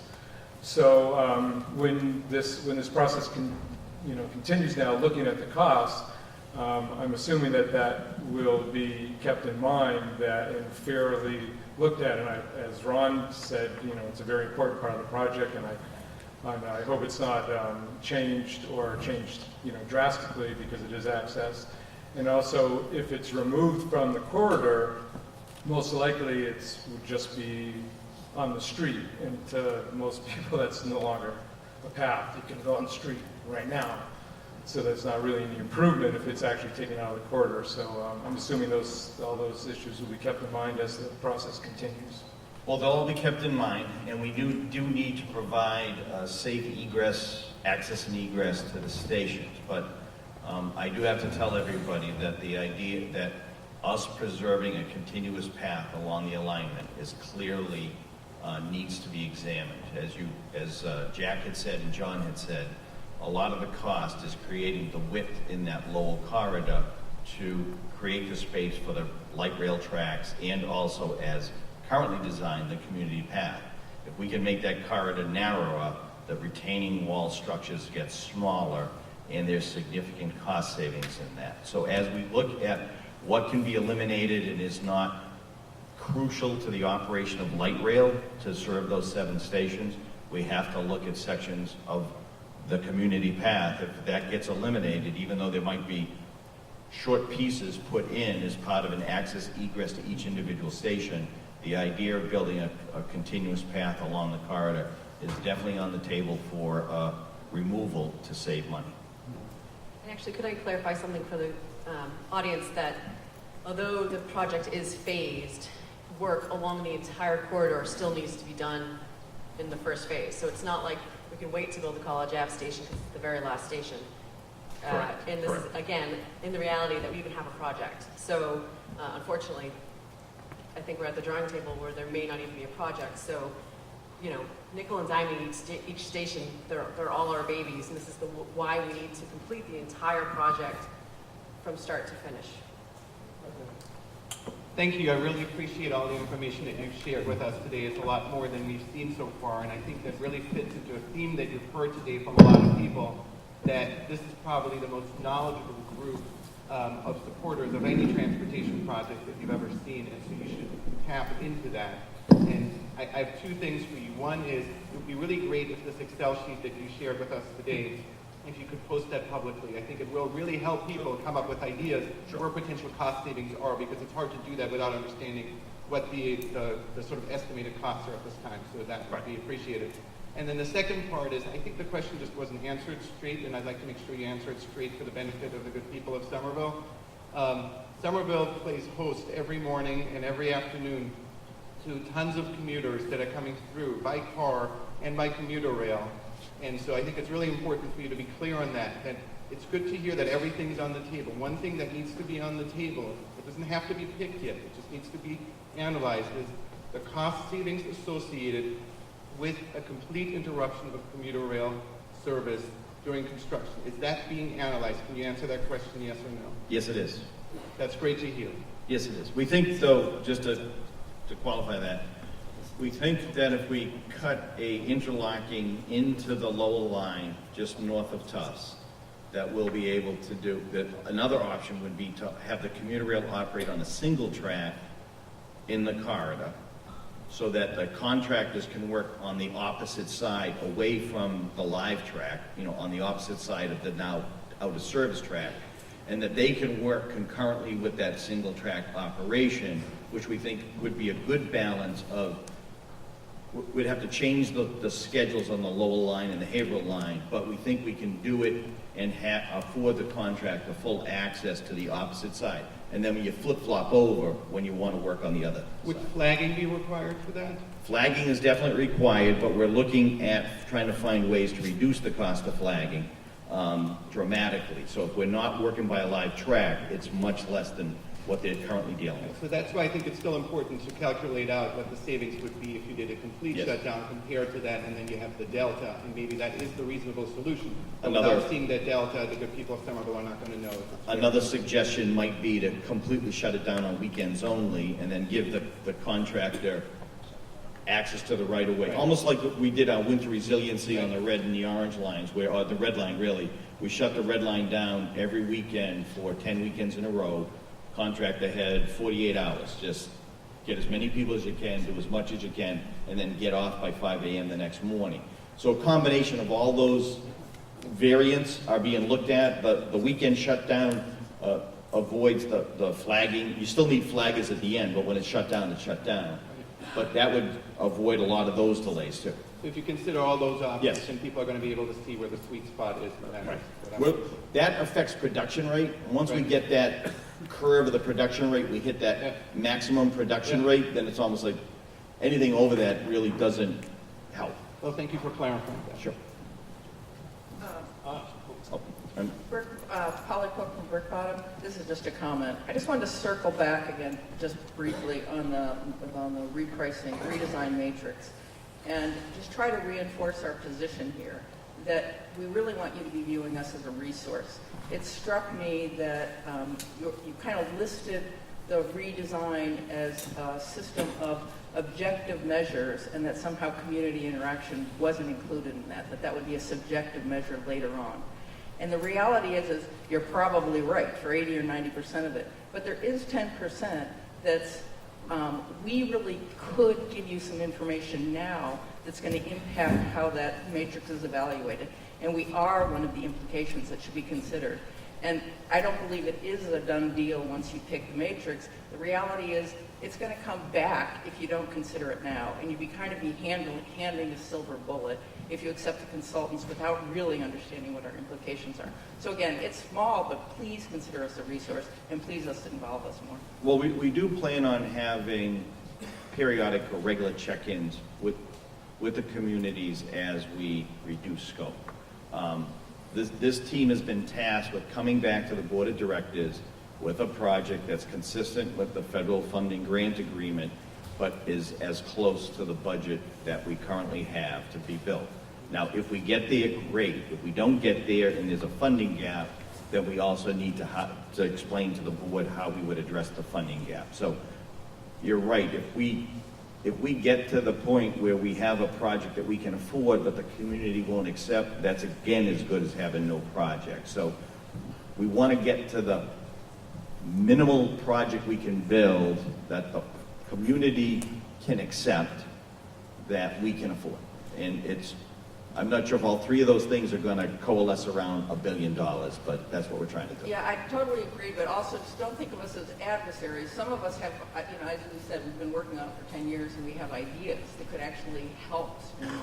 And a history that is, is really any critical. ideas that people have related to reduction in the overall cost, please forward them through. We'll find a way to make those, build that line of communication, but any cost reduction ideas, we're welcome to entertain them. Yes, Lee Osmond. I guess I have 40 years with the MBTA, what with the red line and the green line, and I will say that the level of transparency of this meeting is really quite unprecedented in my experience, and I think you are owed a sort of kudos for that. There are two items in addition that I'd like to know if they're on the table. One is having the Cummings Foundation contribute to the community path, which is really an infrastructure investment opportunity that's very rare for a nonprofit. You have a file on the Cummings Foundation because they've had an easement since 1993 on a major property, actually their most valuable property at that time, that's on the right-of-way. So there's something to discuss in all of this. I don't think they've been paying a whole lot for that easement. The second question, whether it's on the table, is the drastic cutback in the maintenance facility, which I think is a great idea. Are you going to sell back some of the land onto the market, even if it's on a loss? Okay, as far as the Cummings property, I'm personally not aware of any discussions, but we do have a thread, we call it, of folks that are looking for sources of funds, so certainly we will refer that that name to them to contact and look into if there's any potential there for additional revenues. As far as selling back property, at this point, it's too quick to make that decision. And whether or not we need to use that property for any other purpose. And if it turns out that the project can be built, we don't need the property, we will probably, and we identify any surplus properties, we'll probably look to market those for real estate development.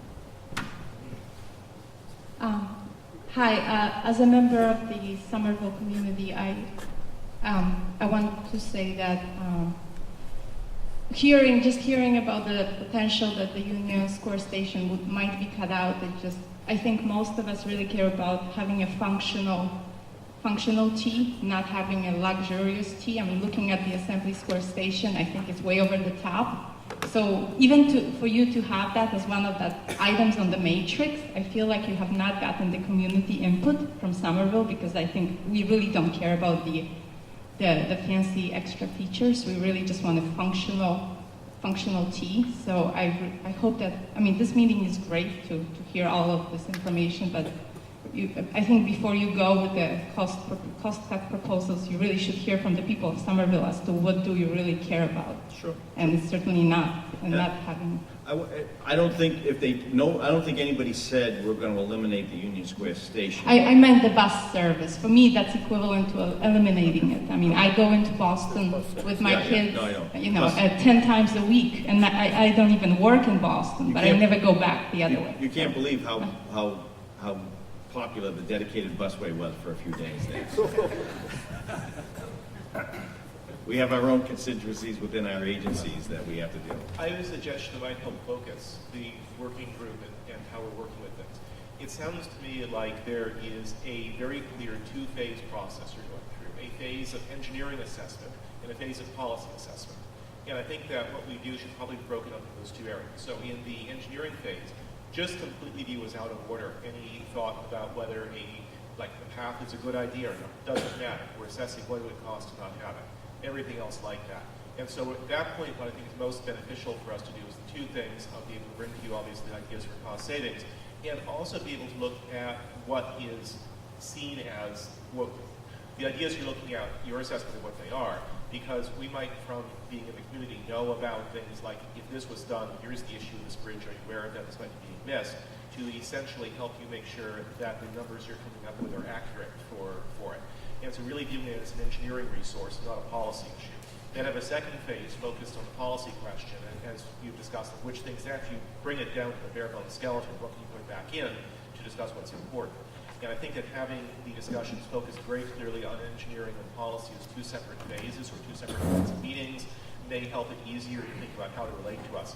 And I think in the engineering phase, it's important to view it as, since there has been so much turnover in who's involved in the project and how things have worked, as really mostly a community memory, a way of bringing things to your awareness that might otherwise get missed as potentially the most important role. Thank you. It's almost like you've seen the presentation we're going to give to the board on Wednesday, because that's exactly how we're approaching it. Jack's team has come up with a two-phase approach. One is to do the engineering, the technical work to get us down to the lowest number possible, and then have associated with it a bunch of policy decisions. A safe one to talk about is the AFC equipment. One of the things we're looking to is eliminate the AFC and, as Jack said, pay on board. But there's some policy issues there around fare evasion.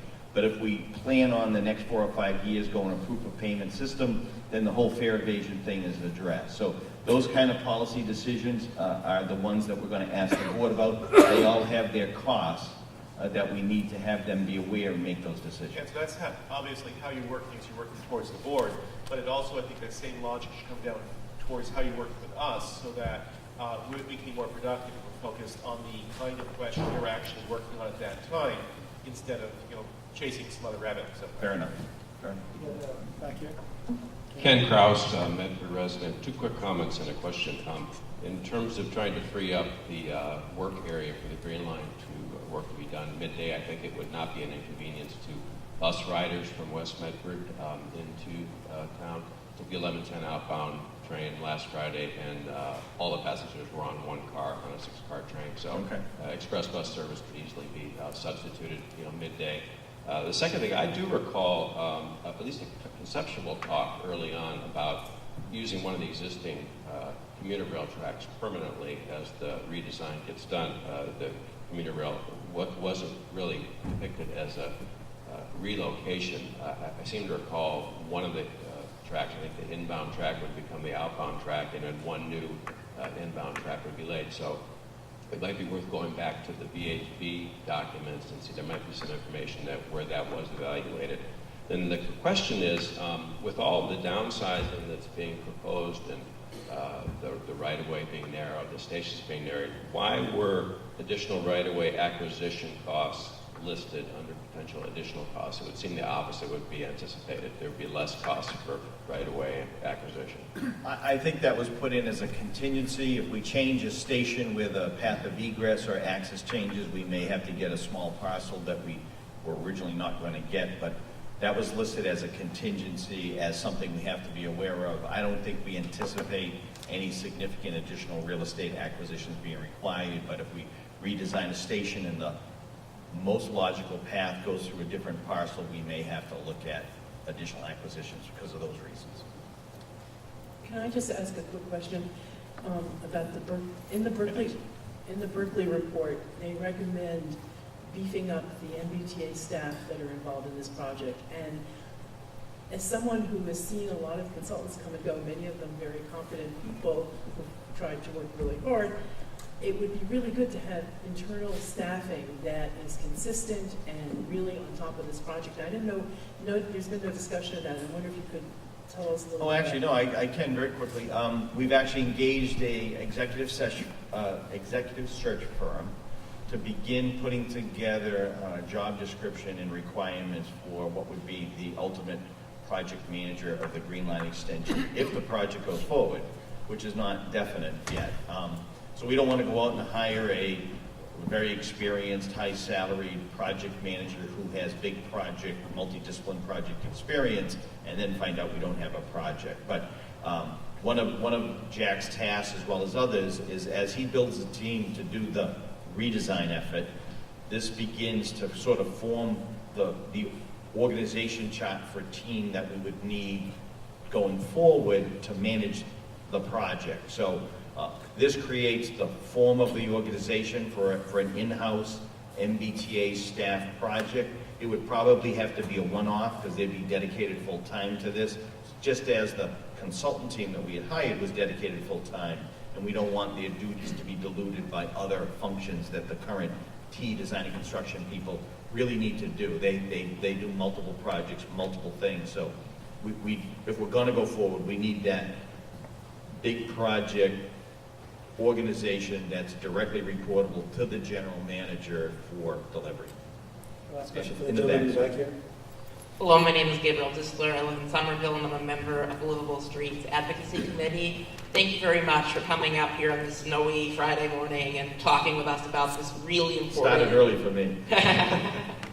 Really important project. We have to all remember that this is a legally mandated project that we have rapid transit from Union Square and College Avenue into downtown Boston.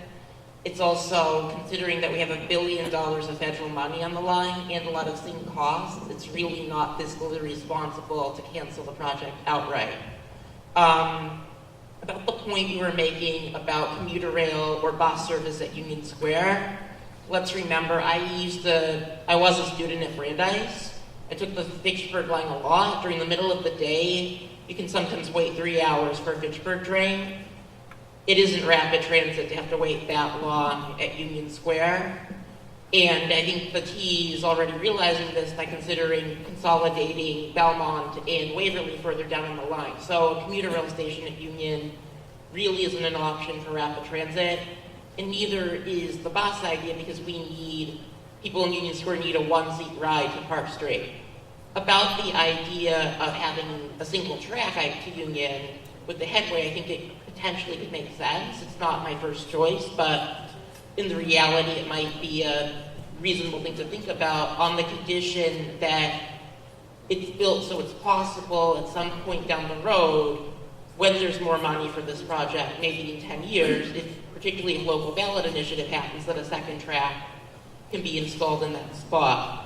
more kind of practical ideas. Has the team been looking into how much it costs to build the stations along the Fairmont line that were recently constructed in the past couple of years? I also like the point of the Minuteman line stations, as that can potentially be a model. And I think I'm getting the sense of some ambivalence about having people being allowed to cross the tracks at these stations, considering that people cross the tracks on the D line, the C line, the B line, and at Park Street, the most busiest station in the entire system.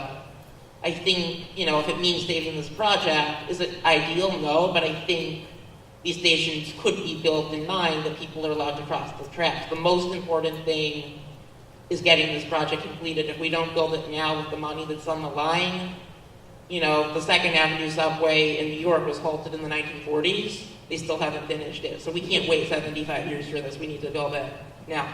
Thank you. Yep. Just quickly, we are looking, and I'm glad you brought up comparison to commuter rail. The Yawkey station that John showed before is a Center Island platform served by 2 tracks, has fully accessible, served by elevators. At the time that was built, that cost $17 million. The New Balance station going in now, that New Balance is paying 100% for, again, is a Center Island station. Will have served on both sides, will have fully accessible with elevators. Their estimated cost is $23 million. And like I showed you, the numbers for Union Square were $40 million, Lechmere 70, Washington close to 50. So clearly there is room in those stations to reduce these down, but still have functional access. The biggest difference on commuter rail and what we had there is fare collection. Now, and you have a paid and unpaid lobby. Once we make that fundamental decision that people will pay on board like they do along the B line and the C line and the D line, then that gives us the ability to really downsize these stations to what's required, still accessible, still providing access to the trains, but will hopefully come in at a commuter rail-like cost.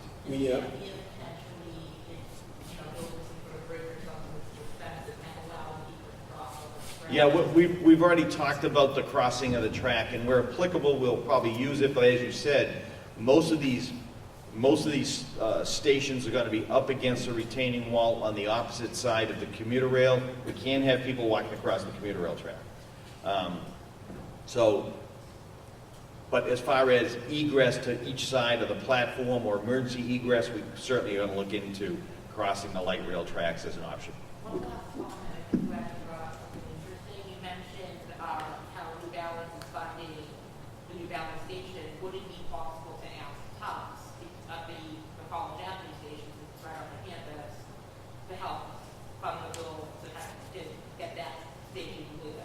Well, it certainly will be possible. As I said, we have people who are reaching out through the communities to these organizations who are building near to or on top of our stations. Those discussions are still ongoing.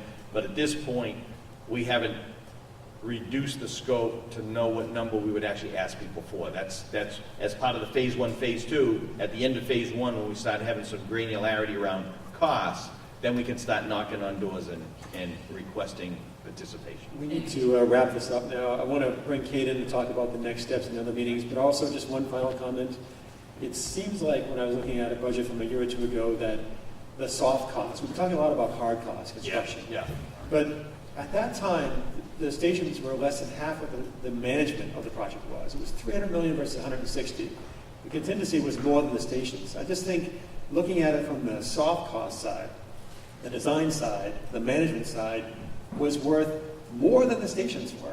And if we're going to cut the stations by half, which sounds like it's viable from what you just described in the numbers, it seems to me like that side of the equation, which is a 30+% of this project cost, at least it was then, needs to be on the table as well. Oh, it is. We've dramatically curtailed our current expenditure on the soft cost, the professional services side. If we do reprocure this, likely it will be done with some kind of design build format where the completion of the design will be part of the fixed price of the construction. So we're fairly certain that that's how, if we go forward, that's how we will. I'm glad to hear that. Okay, Kate, let's look ahead on these. You've heard a lot about how people want to meet basically every other day for the next 4 months. Hey, that's fine. I live nearby. So what I've heard is that folks definitely want to continue to have design working group meetings. I will work with Doug and with you all to figure out what's really the best format to roll our sleeves up and work with this group. In terms of public meetings, we have 2 scheduled. I haven't publicized them yet because they don't have locations yet, but the first one will be March 3rd, which is a Wednesday. The one after that will be March 23rd, also a Wednesday. The 23rd one is being co-hosted by Tufts. We will also then have another 2. Are they not both Wednesdays? Yeah. All right, maybe they're not. I think those are the days. We will then have another 2 or 3 in April, and we'll have a last one in the first week of May prior to our report to the board in the second week of May. So just as soon as I get the locations nailed down, which Trish and I will work on next week, we'll get a blast email out. We'll get the information up on the Green Line website. We really appreciate the Friends of the Community Path and Steph and everybody who helps us to repeat out our information to make sure it gets to as many people as possible. Those, as I mentioned, those will be big public meetings. They will probably have a minimum amount of presentation at the beginning, and then they'll mainly be people moving around tables, looking at plans, sharing ideas, getting information. These are at night, correct? These will be at night. They'll be 6 o'clock to 8 o'clock. Okay.